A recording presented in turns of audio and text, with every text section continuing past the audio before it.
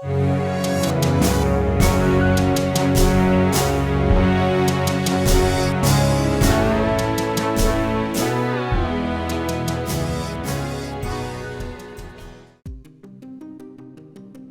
end of terrorism in the Sahel region has been like writing a book of over 1,000 chapters, with billions of words, with no clear deadline of when to publish it. With the previous gambles that just caused us soaring wounds with significant pain coupled with improper healing, the rise of new mysterious strategists, or call them revolutionists, from nowhere is the new era of peace. When we talk about strategists, we are not just talking about the common usual narratives about ending terrorism. These are individuals who have distinguished themselves from just mere military men to tactical commanders who focus on the critical plans for execution of battles majorly against insurgency. They analyze the broader context of conflict to formulate long-term plans. In these long-term plans, looking for strategic partners who are not even just partners, but true allies who are willing to supply the exact weapons that can create an atmosphere had for terrorists to put their dancing stages aimed at putting the nation at stake. China's immense step towards weapon supply in the Sahel, for this case Burkina Faso, is exposing former players, the West, whose last delivery included just 6 armored vehicles that arrived in 2019-2020. with also just supplying only engines in 2021. Burkina Faso's growing interest in Chinese weaponry is not just about looking for random attachment to someone just because you have no option. For over a decade, China has established itself as a major global arms supply offering necessary military hardware at prices below those of Western competitors. Among the latest developments is the world's largest drone, the Mothership. Designed to carry and launch up to 100 drones in a swarm, including kamikaze drones.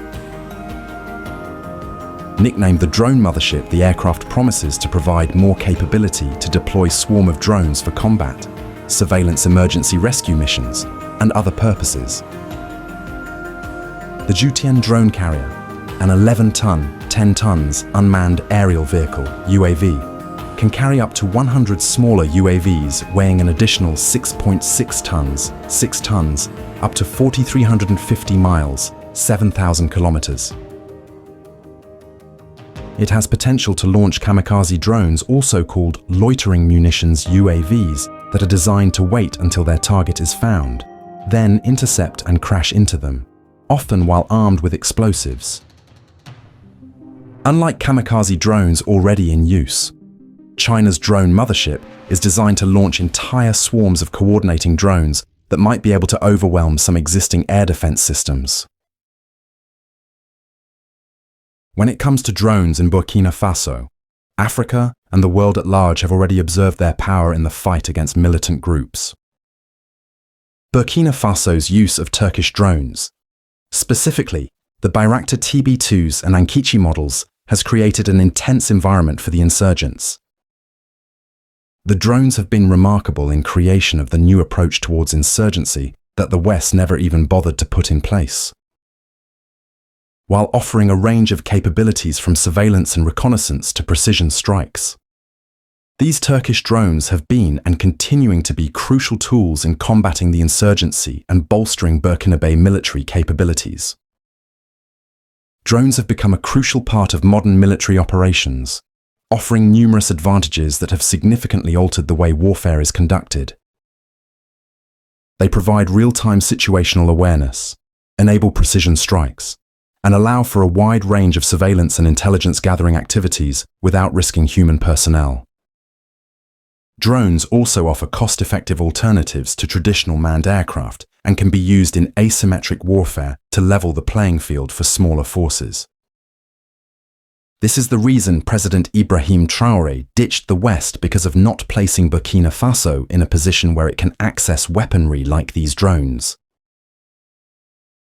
Inferior weapons and poorly executed operations led by the so-called peacekeepers had caused headache to the young army that grew frustration against the way the West tackled militant groups. Ever since President Ibrahim Traore's rise into power, he has been able to tap into China's effective weaponry with no limitations like that the West had on the Sahel. Whatever weapons Burkina Faso wants, as long as aligned properly with meaningful use, China is ready to dispatch. As President Ibrahim Traore recently said that terrorists are now using massive weapons like never before, a new shift towards insurgency is on his mind. But no need to worry. China is available with drones like this newly created mothership. Burkina Faso has positioned itself strategically to receive the necessary weapons.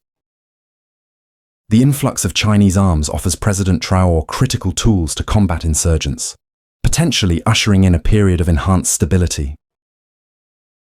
Burkina Faso's embrace of Chinese cooperation reflects a broader trend in Africa, where nations seek alternatives to traditional Western alliances.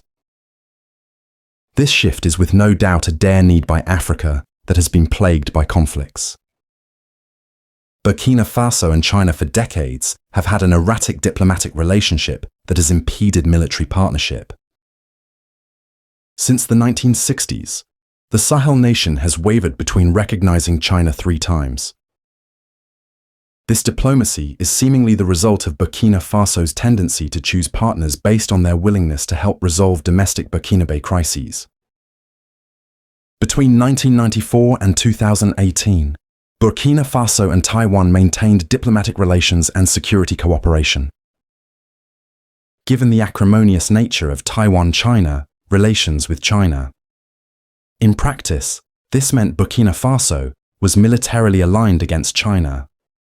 In 2018, Burkina Faso cut ties with Taiwan and re-established relation with China. This relationship seemed slow-paced because of the presence of the West.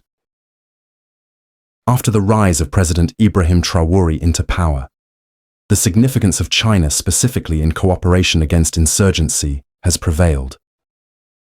After the presidential meeting with Special Representative of Chinese government on African affairs in 2023, there hasn't been backing down by China in supply of the necessary weapons towards the fight against insurgency. China supports the people of Burkina Faso in independently exploring the development path suited to its own national condition and cooperates with Burkina Faso in safeguarding national security and stability and achieving economic and social development.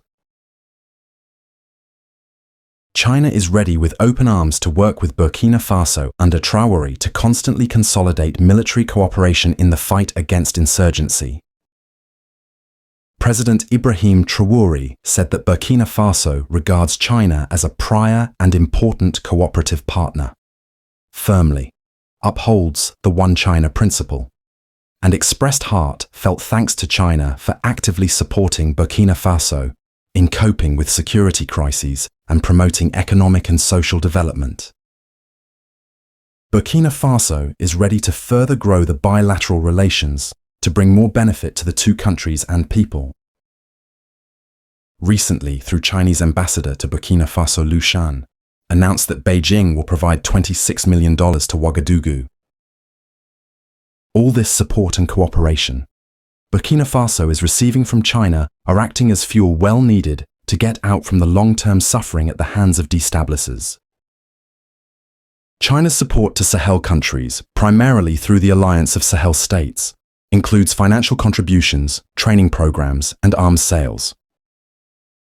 Even though China's engagement is driven by economic interests, including sourcing natural resources, and a need to protect its interests in the region. At least there is a strong element of mutual benefit without a feel of neocolonialism by the new leaders that they accuse the West. Africa's vast mineral resources offer a unique opportunity for mutually beneficial partnerships, particularly in the context of the global energy transition and the increasing demand for critical minerals. However, this has been lacking when it comes to Western companies. The partnerships China is forming can lead to both economic development in Africa and a more secure and sustainable global supply of essential minerals. Africa holds a significant portion of the world's mineral reserves, including many critical minerals essential for renewable energy technologies, electric vehicles, and other industries. However, these have been misused through creation of conflicts that have doomed the continent. Strong governance frameworks by the new revolutionists, including transparent and equitable resource management, are crucial for ensuring that the benefits of mineral extraction are shared with African communities and that the long-term sustainability of the resources is protected.